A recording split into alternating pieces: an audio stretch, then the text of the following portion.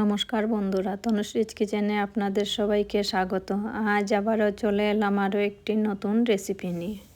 আজ আমি বানাবো বাসন্তী পোলাও। ঘরে অনেক সময় বাসন্তী পোলাও বানালে অনুষ্ঠান বাড়ির মতো জর্জরে আর সুস্বাদু হয় না। অনুষ্ঠান বাড়ির মতো জর্জরে আর সুস্বাদু বাসন্তী পোলাও বানানোর জন্য ভিডিওটি স্কিপ না করে পুরো ভিডিওটি দেখতে থাকুন। তাহলে ঘরে খুবই সহজেই বানিয়ে নিতে পারবেন জর্জরে আর সুস্বাদু বাসন্তী পোলাও। আর বন্ধুরা, এই রেসিপিটি যদি ভালো লাগে তাহলে একটি লাইক দিয়ে চ্যানেলটি সাবস্ক্রাইব করবেন। তাহলে চলুন বন্ধুরা, আর দেরি না করে ভিডিওটি শুরু করা যাক। বাসন্তী পোলাও বানানোর জন্য প্রথমে এখানে আমি নিয়েছি 400 গ্রাম মতো গোবিন্দভোগ চাল। এবার চালগুলোকে ধুয়ে নেব। আমি এখানে 400 গ্রাম মতো চাল নিয়েছি, আপনারা আপনাদের প্রয়োজন মতোই নেবেন। চালগুলোকে এবার আমি 2-3 বার জল পাল্টে পাল্টে ভালোভাবে ধুয়ে নেব।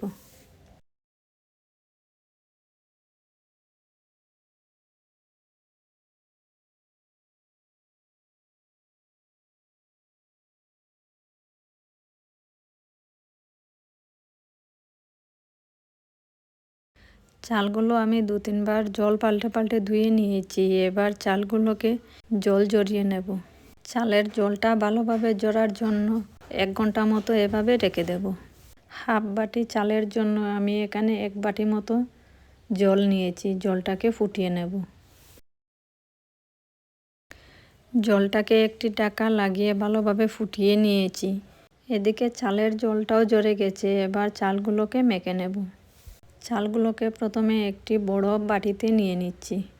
চালগুলো বাটিতে নেওয়ার পর এর মধ্যে দিয়ে দিচ্ছি 4টি লং আর একটি তেজপাতা মধ্যে টুকরো করে, আর দিয়ে দিচ্ছি অল্প কুচনো আদা, আর দিয়ে দিচ্ছি 2টো কাঁচা লঙ্কা টুকরো করে। এবার দিয়ে দিচ্ছি হাফ চামচ মতো হলুদ গুঁড়ো, আর দিয়ে দিচ্ছি হাফ চামচ থেকে অল্প কম লঙ্কার গুঁড়ো, আর দিয়ে দিচ্ছি হাফ চামচ জিরে গুঁড়ো, আর হাফ চামচ ধনে গুঁড়ো। এবার দিয়ে দিচ্ছি স্বাদ মতো লবণ। তারপর দিয়ে দিচ্ছি 4 চামচ মতো ঘি। ঘি দেওয়ার পর সব কিছু একসাথে খুব ভালোভাবে মিশিয়ে নেব।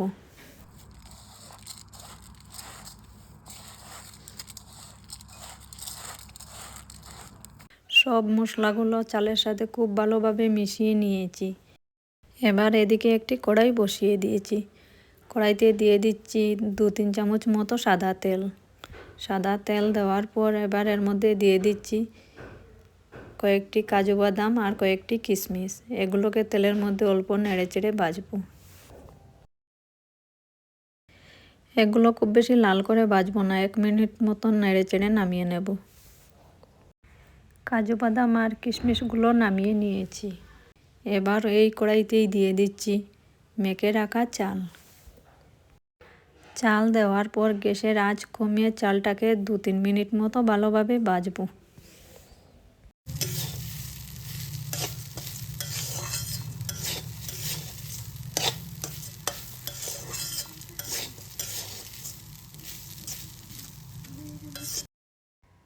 চালটাকে 2-3 মিনিট মতো ভাজার পর এর মধ্যে দিয়ে দিচ্ছি গরম মশলার গুঁড়ো। এখানে আমি শুধু এলাচ আর ডালচিনির গুঁড়োই দিয়েছি। তারপর দিয়ে দিচ্ছি ফুটানো জল। এখানে আমি যতটুকু চাল নিয়েছি তার দ্বিগুণ জল দিয়েছি। বাসন্তী পোলাও ঝরঝরে বানানোর জন্য জলের মাপটা অনেক প্রয়োজন। জল দেওয়ার পর চালটাকে এভাবে খুন্তি দিয়ে বারবার নাড়াচাড়া করতে থাকবো। চাল আর জলটা ভালোভাবে ফুটে গেছে। এবার গ্যাসের আঁচটাকে মিডিয়ামে রেখে নাড়াচাড়া করে জলটাকে শুকিয়ে নেব। জলটা প্রায় অনেকটাই শুকিয়ে গেছে। এবার এর মধ্যে দিয়ে দিচ্ছি ভেজে রাখা কাজু বাদাম আর কিশমিশ। কাজু বাদাম আর কিশমিশ দেওয়ার পর একসাথে ভালোভাবে মিশিয়ে নেব। চালগুলো প্রায় 80% মতো সেদ্ধ হয়ে গেছে। এবার গ্যাসের আঁচ কমিয়ে একটি ঢাকা লাগিয়ে 5 মিনিট মতো রেখে দেব। কম আঁচে চালগুলোকে আমি 5 মিনিট মতো রেখেছিলাম। 5 মিনিট পর আবারও নাড়াচাড়া করে দিচ্ছি। নাড়াচাড়া করে দেওয়ার পর আবারও একটি ঢাকা লাগিয়ে আরও 5 মিনিট মতো রেখে দেব। এখানে আমি ছোট্ট 2 টুকরো জায়ত্রী, এগুলোকে ভালোভাবে গুঁড়ো করে নিচ্ছি। আবারও 5-6 মিনিট পর ঢাকাটা সরিয়ে নিয়েছি। এবার এর মধ্যে দিয়ে দিচ্ছি চিনি। আর দিয়ে দিচ্ছি অল্প জয়ত্রীর গুঁড়ো। তারপর দিয়ে দিচ্ছি 2 চামচ মতো ঘি। মিষ্টি এখানে আমি অল্প করেই দিয়েছি, আপনারা আপনাদের প্রয়োজন মতো দেবেন। এবার এগুলোকে খুব ভালোভাবে মিশিয়ে নেব। দেখুন চালটা খুব সুন্দর সেদ্ধ হয়েছে, আবার অনেক ঝরঝরেও হয়েছে।